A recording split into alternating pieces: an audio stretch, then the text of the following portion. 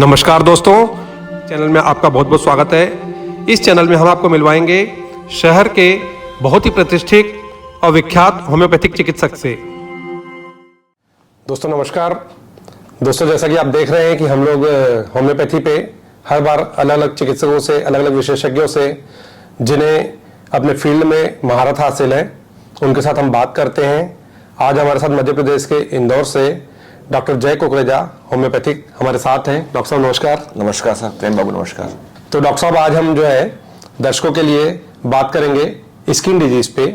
आज चूंकि खान पान बदल गया, चीजें बदल गई, वातावरण बदल गया, तो इसको लेकर के, स्किन डिजीज को लेकर के लोग बहुत घूम रहे हैं। कई सारी पैथियों में इलाज करते हैं इधर उधर और परेशान हो जाते हैं। तो आप स्किन डिजीज पे आज कुछ बताइए कि होम्योपैथी में कैसे ठीक किया जा सकता है, इसके लक्षण कैसे शुरू होते हैं। आपको आश्चर्य होगा कि होम्योपैथी जो सबसे पहले फेमस हुई तो स्किन डिसीज के लिए फेमस हुई। आज भी आप चाहे वो एलोपैथिक डॉक्टर हों, आयुर्वेदिक डॉक्टर हों, या आम जनता जो है, उनके दिमाग में ये बात तो फिक्स है, यदि स्किन का परमानेंट इलाज कराना है तो होम्योपैथी से ही होगा वो जी। तो होम्योपैथी वैसे तो सारी डिसीज पे बहुत अच्छा काम करती है, लेकिन स्किन पर इतना अच्छा ट्रीटमेंट है हम लोगों का कि बड़ी से बड़ी जो तकलीफ होती हैं, जो लोग सालों से, एक्जिमा की मैं बात करूं, 10-10 साल से दवाई खा रहे होते हैं वो, 10-10 साल से। एक्जिमा किस रूप में आता है, दिखेगा कैसा एक्जिमा?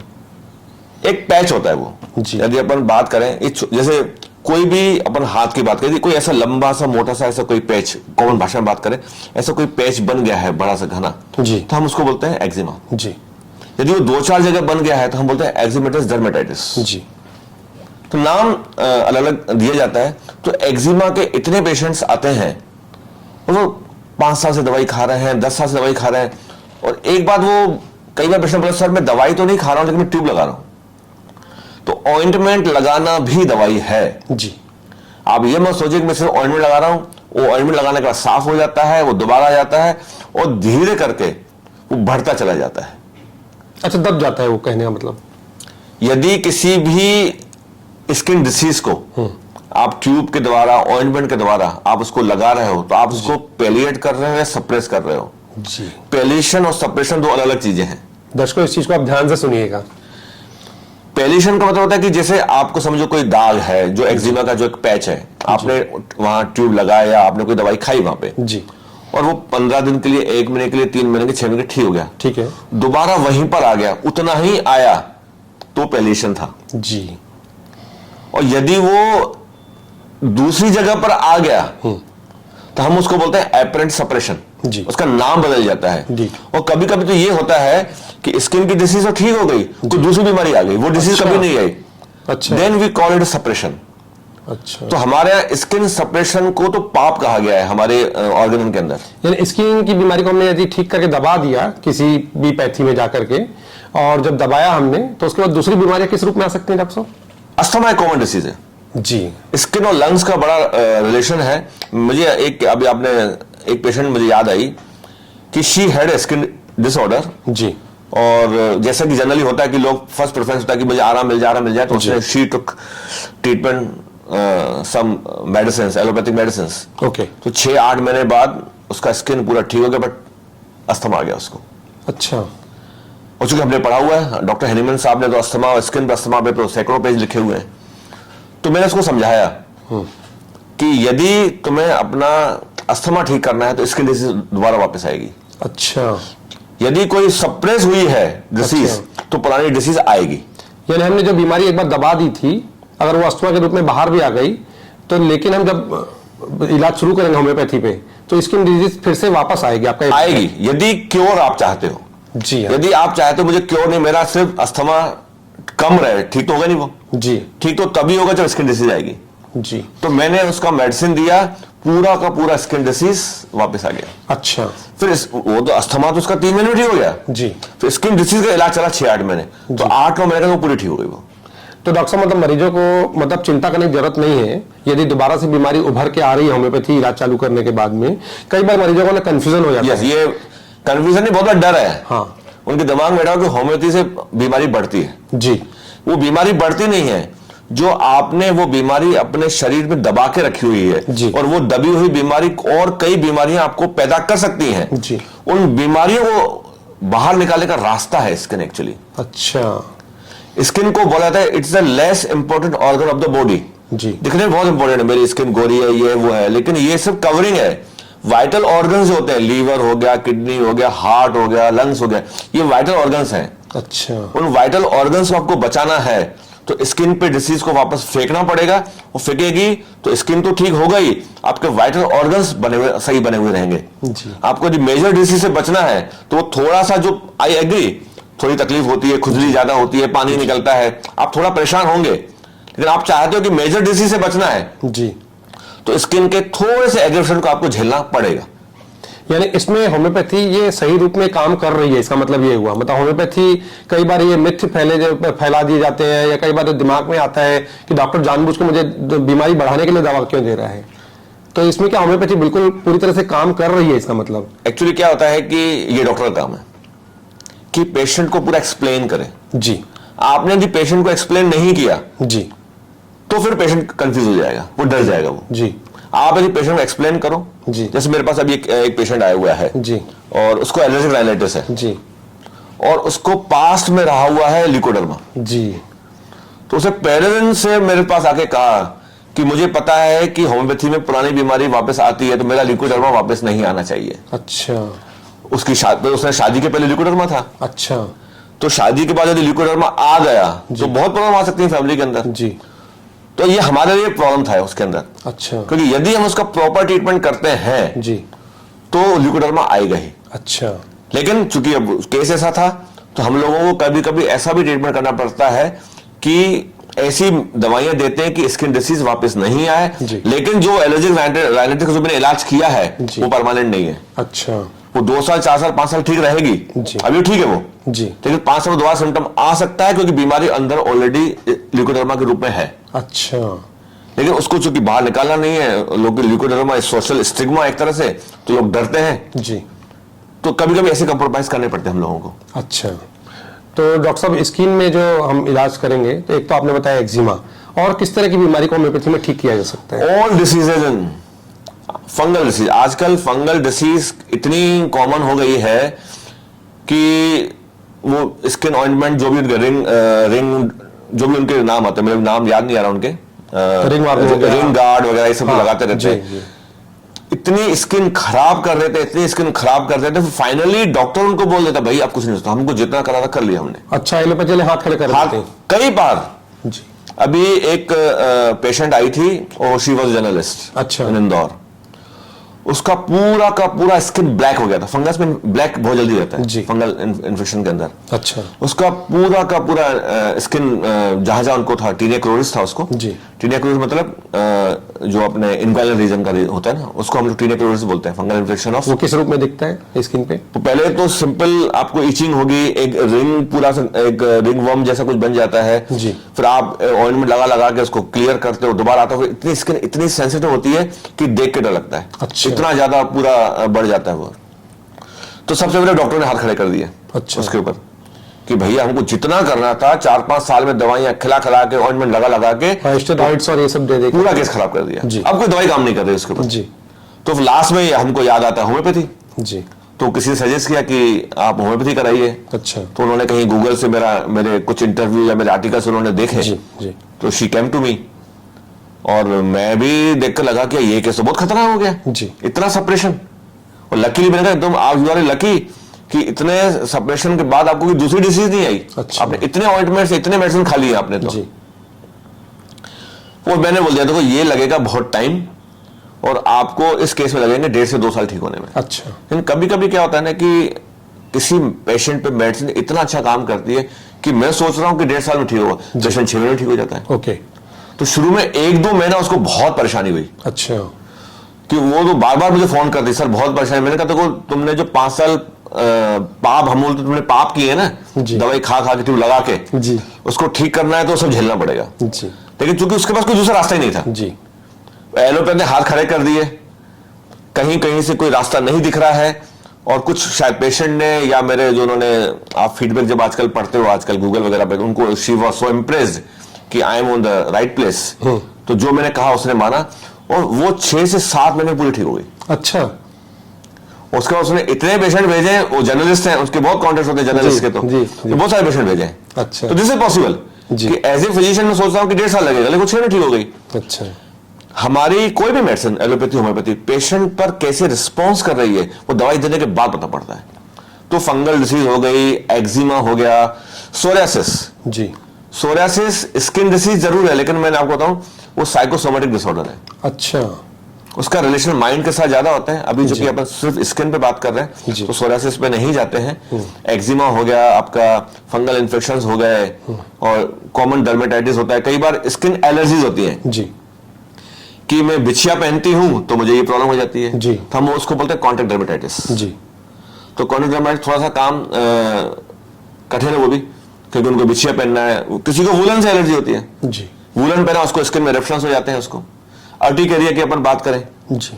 और अर्टिकेरिया तो बहुत ज्यादा कॉमन हो गया है। उनके यहाँ क्या है कि शुरू में तो वो एविल देते हैं, बाद में वो एंटीहिस्टामिन वगैरह किसी ड्रग पे आ जाते हैं, खिला के पेशेंट की तबीयत खराब कर देते हैं। डॉक्टर साहब, आर्टिकेरिया में लक्षण क्या दिखेंगे मरीजों को? अर्टिकेरिया जैसे अपन कॉमन भाषा में बात करते हैं कि पित्त है, जी। अपन यदि बात करें पित्त हो गया, जी। तो वो रहेगा पूरे गोल गोल से रहेंगे, उसके अंदर पूरी सूजन सी आ जाएगी, स्वेलिंग जरूर रहेगी उसके अंदर, और वो पूरा उभर के आता है, बहुत सीवियर इचिंग होती है उसके अंदर, लाल लाल चकत्ते लाल चकते सा, कॉमन भाषा में लाल चकते आ जाते हैं, स्वेलिंग रहेगी उसके अंदर, और बहुत परेशान करता है वो, हमको भी बहुत परेशान करता है। अच्छा। अर्टिकेरिया यदि क्रॉनिक अर्टिकेरिया हो गया है तो एलोपैथ तो एंटीहिस्टामिन देके सो जाते हैं, हम लोगों की नींद खराब होती है, क्योंकि क्रॉनिक अर्टिकेरिया बहुत परेशान करता है। अच्छा। अच्छा डॉक्टर साहब, ये स्किन डिजीज जो है ये शुरू कैसे होती है? मतलब एक तो हो गया सप्रेशन, और क्या खान पान या इसके लिए और भी दिनचर्या और क्या सावधानियां बरतनी चाहिए कि स्किन डिजीज से हम बच सके, फंगल से बच सके? फंगल से बचना बहुत इजी है कि आप कभी भी गीले प्रकार के कपड़े नहीं पहने।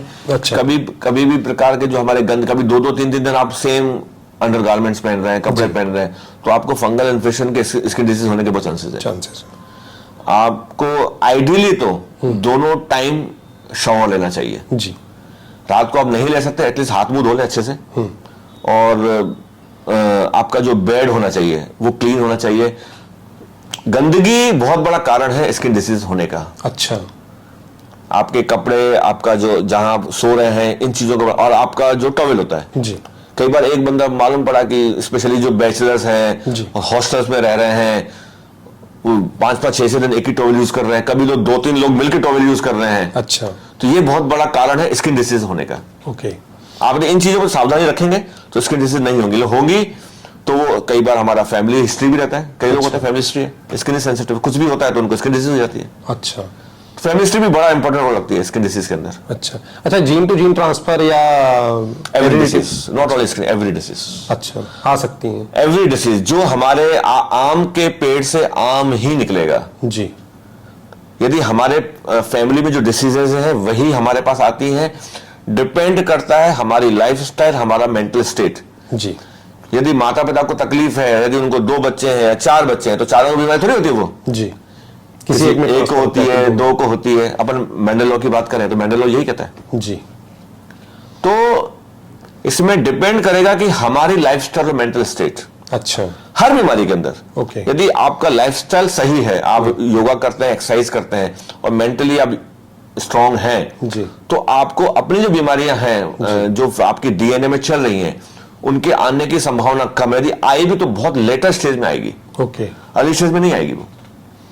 अच्छा डॉक्टर साहब, जैसे कॉमन बीमारियां स्किन डिजीज पे आपने बताया, क्या इसका इलाज घर पे कुछ दवाइयां रख के किया जा सकता है? क्योंकि विश्व में पूरे मरीज कहीं पे भी हमारे दर्शक हो सकते हैं और वो देख सकते हैं। मुश्किल है।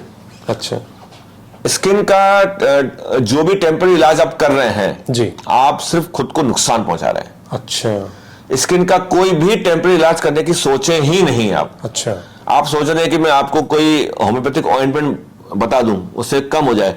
कई बार लोगों के दिमाग में कंफ्यूजन होता है कि एलोपैथिक ऑइंटमेंट से नुकसान होता है, होम्योपैथिक ऑइंटमेंट से नुकसान नहीं होता है। गलत। ऑइंटमेंट मतलब ऑइंटमेंट। यदि कोई डिसीज स्किन पे आई है जी, तो आपने उसको सप्रेस किया या पेलिएट किया, चाहे homeopathic ointment, allopathic ointment, Ayurveda ointment, जी। आप उस बीमारी को अंदर धकेल रहे हैं, जी। उस बीमारी को अंदर भेज रहे हैं, वो आपको परेशान करेगा। अच्छा, स्किन डिसीज में तो आपको एक होम्योपैथ की जरूरत ही पड़ेगी। बहुत ज्यादा कभी ईचिंग वगैरह होती है, जैसे अपन अर्टिकेरिया की बात करते हैं जी, यदि अर्टिकेरिया में हम कभी कभी किसी को बोल देते हैं कि आप एपिस्मिल 30 ले सकते हैं, जी। कभी कभी रस्टोस का सिम्टम मिलते हैं, अच्छा, तो यहां मैं सजेस्ट कर सकता हूं कि चलो एपिस्मेल घर में रखो। अच्छा, लेकिन आपको अर्टिकेरिया बार बार हो रहा है, तो एपिस्मेल टेम्पररी काम करेगी। जी। परमानेंट आपको सॉल्यूशन चाहिए तो आपको एक डॉक्टर से कंसल्ट करना ही पड़ेगा। लक्षणों पे आधारित ही इलाज करना। हाँ, लक्षण नहीं, लक्षण तो हो गया कि मैंने देखा कि खुजली कब है, पूरी की पूरी हिस्ट्री लेनी पड़ती है हमको। जी हाँ, पूरी हिस्ट्री लेने के बाद कॉमन ड्रग्स की अपन बात करें, सल्फर आजकल बहुत लोग यूज करते हैं, जी। सल्फर हो गया, ग्रेफाइटिस हो गया, आपका सोराइनम हो गया, जी, ये हमारी मेन ड्रग्स हैं जिसके अंदर पेशेंट्स जनरली आते हैं। अच्छा, अब कई एक स्किन, बहुत सारी स्किन डिसीज अलग होती है कि कई लोग बोलते हैं कि जैसे ही विंटर आता है उनकी स्वेलिंग आ जाती है, ये इरेप्शंस आ जाते हैं, तो वहां पेट्रोलियम बहुत अच्छा काम करता है, एल्यूमिना बहुत अच्छा काम करती है, तो वहां पर वो दवाइयां यूज हो सकती हैं। जी, लेकिन कोई भी सिम्टम यदि बार बार आ रहा है जी, तो उसका इलाज जरूरी है।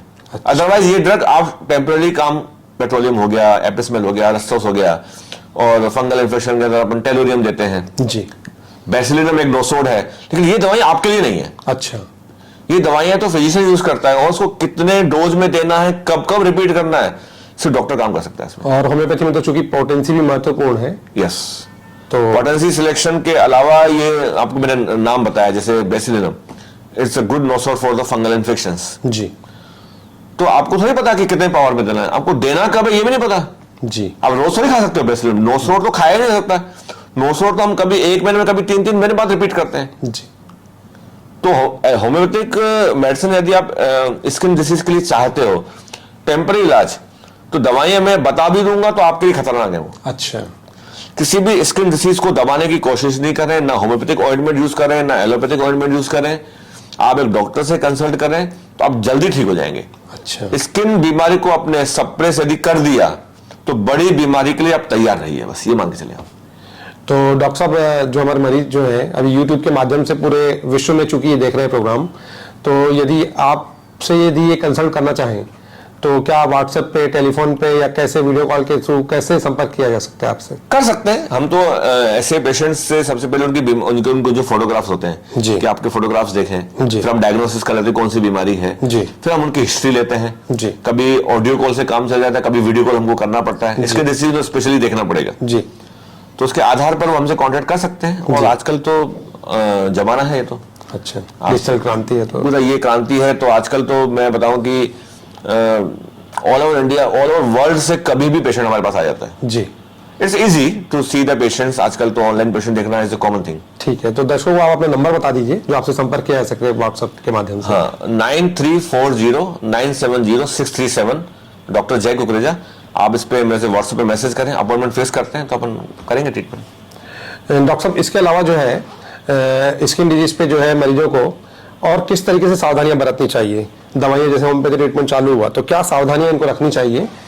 कपड़ों का मैंने बताया आपको, जी, कपड़े हमेशा धुले हुए कपड़े पहने, अपना टॉवल डेली चेंज करें, जी, और यदि थोड़ा सा सूदिंग, आप यदि ज्यादा गर्म पानी नहीं करें, हल्का सा कुनकुने पानी से नहाएंगे आप। अच्छा, और साबुन के अंदर मैं बताऊं कि कई बार कई लोगों को साबुन से भी प्रॉब्लम हो जाती है। जी, वो साबुन वो होते हैं जिसमें कास्टिक ज्यादा होता है, जी, तो हमको ऐसे साबुन यूज करने हैं जिसमें कि सॉफ्ट सोप होते हैं।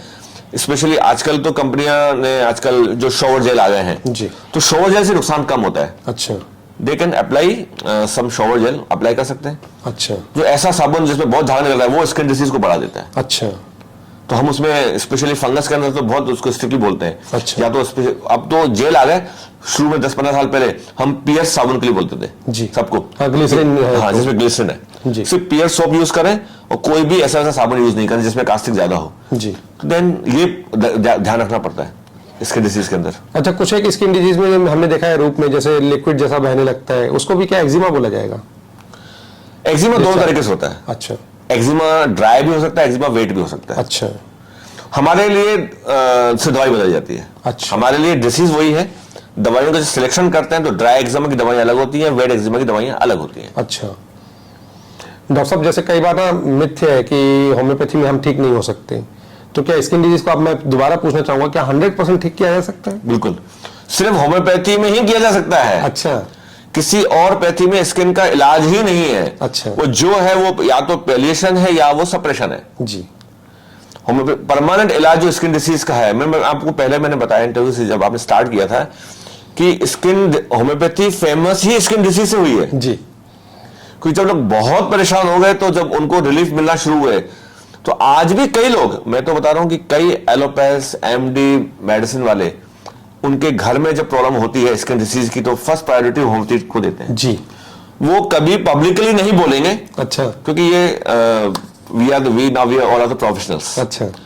तो वो पब्लिकली नहीं बोला जाएगा। जी, जी। लेकिन हमको पता होता है कि ये हमको हर I am homeopath, he is allopath. जी। हमको पता होता है कि मेरे स्कोप लिमिटेशंस क्या हैं। जी। उनको पता है उनके स्कोप लिमिटेशंस क्या हैं। जी।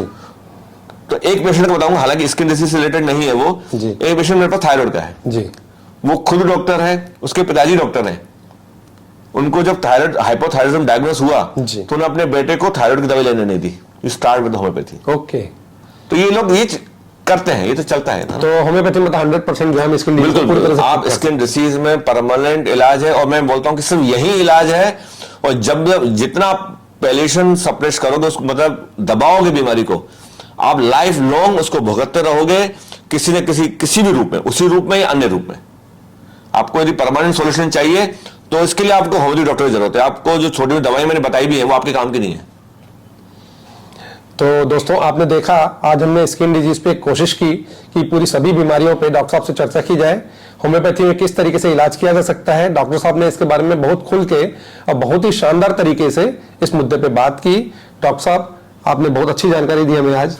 और बाबू, आपका भी धन्यवाद। यदि आपके चैनल के माध्यम से यदि किसी को भला होता है तो वो बहुत अच्छी बात है हम लोगों के लिए। दर्शकों, यदि आप इस चैनल पर नए हैं, लाइक और सब्सक्राइब जरूर कर दीजिएगा। डॉक्टर साहब, तब तक के लिए नमस्कार। नमस्कार सर, नमस्कार।